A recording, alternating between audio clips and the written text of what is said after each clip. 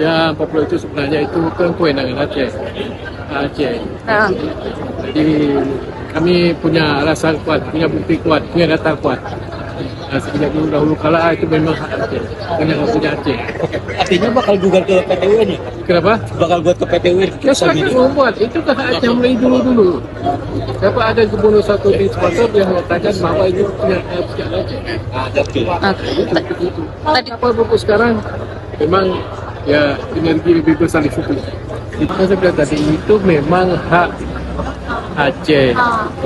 Jadi saya rasa itu memang betul-betul Aceh di segi apa saja. Di segi geografi, di segi sejarah, di segi perbatasan itu memang hak. Jadi tidak perlu diminta apalagi. Oh itu saja. Dia alasan yang kuat, bukti yang kuat, data yang kuat seperti itu.